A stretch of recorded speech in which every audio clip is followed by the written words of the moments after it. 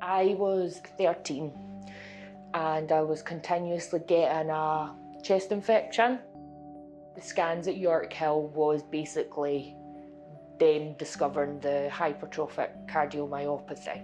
I managed to work and do certain things, but it just wasn't enough quality of life. It started to deteriorate a lot more.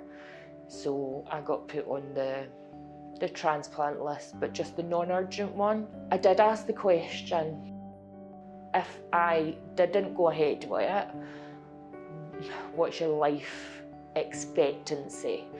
And basically at that point she did say maybe 5 years. That scared me more. Everybody was just so nice, distracting as well, which I quite liked. So one person was speaking to me whilst like another was putting a cannula in, so yeah, that was quite comforting. When I woke up, I was very disorientated. They came and done an echo in my room. When I was listening to it, I'm going, what is that? Like thinking that automatically something was wrong, but in fact it was actually perfect. So when she said that, I was like, oh, just burst out crying. And I was like, I couldn't stop sobbing. I was like, I'm so sorry, because she couldn't obviously continue what she was doing. And then she started crying, but pretended she was going out to blow her nose in the corridor, and came back in. So I think it hits everybody, not just like me, it's everybody that has been looking after you in those moments leading up to it, which is really nice.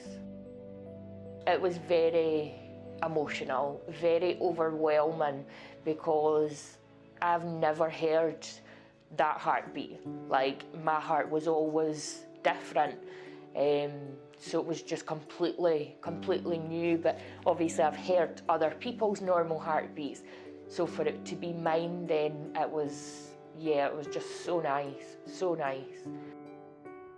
In regards to the donor, every morning I wake up, because sometimes I will wake up and I'm in bed and I feel like I don't want to get up. I was like lying there moping, and then I'm like, that person can't even do that. So for me to think about that, I just shake myself and get up. You do feel sad for that person's family, even though you don't know them, but they're still a big part of your life, because they accepted that and allowed me to have that opportunity. So a lot of that goes through your head. I'd imagine they would want the person to be living their best life.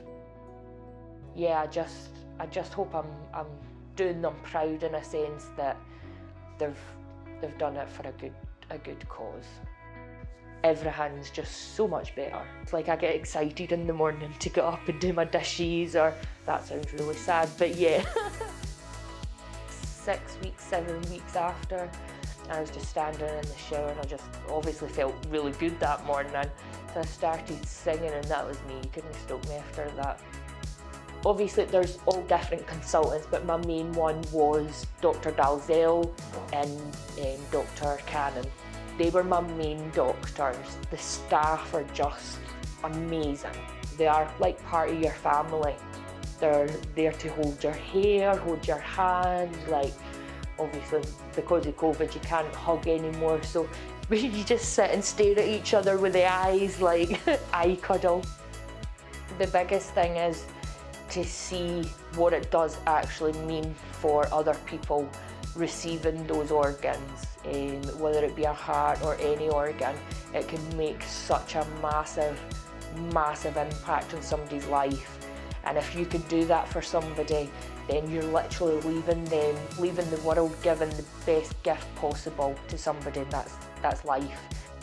If you've used your bag or your clothes, you give them to charity for somebody less fortunate to use. So your organs are a lot more precious, so yeah, do it.